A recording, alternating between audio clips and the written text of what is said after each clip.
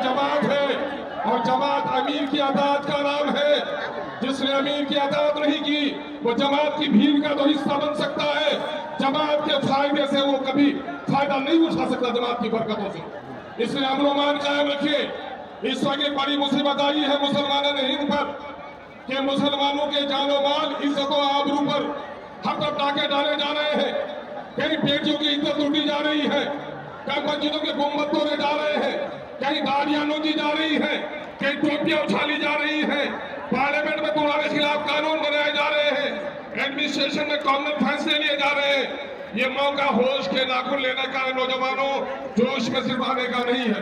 हाँ, यकीनन जोश भी जरूरी है, लेकिन होश के साथ हम जोश का मुजाहरा करेंगे।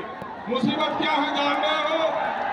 मुसीबत क्या है जान रहे हो? सुनो, मुसीबत ये है कि मोदी जब से आया है मुसलमानों को उसने निशाना बनाया है। कभी एनआरसी जिंदाबाद चुप करो, कब जिंदाबाद कब मुर्दाबाद चुप करो। कब जिंदा करना चाहिए समझता नहीं है। वक्त का काला कानून से पहले याद करो, शरीयत इस्लामिया की रोशनी में तलाक के कानून पर डाका डालने के काम का उन्होंने फिर एनआरसी के नाम पर मुसलमानों को निशाना बनाया गया।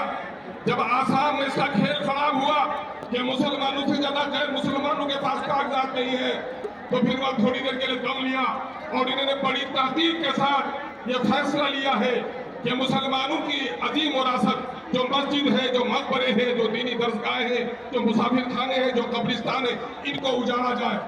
इस काले कानून ने गोया मुसलमानों की नहीं, इस्लाम की जड़ें उखाड़ने की साजिश की है।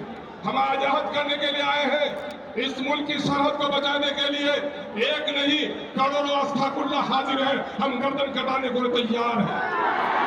साथ ही हम ये भी अहद लेते हैं कि इस मुल्क के आईन को भी अगर किसी ने तोड़ने की कोशिश की, ऐसे जालिमों का पंजा ही नहीं मोड़ोगे बल्कि अपनी गर्दन कटाने के लिए तैयार है।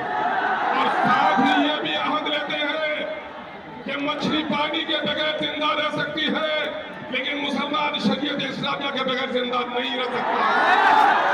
हमारी मस्जिदों को, हमारी औकात की जायदाद पर अगर किसी ने डाका डालने की कोशिश की तो हम अपनी गर्दनों को कटा सकते हैं, लेकिन खुदा के घरों को उजड़ने नहीं देंगे। कसम खाकर नौजवानों में मुबारकबाद देता हूँ, तुम्हारी पेशानियों की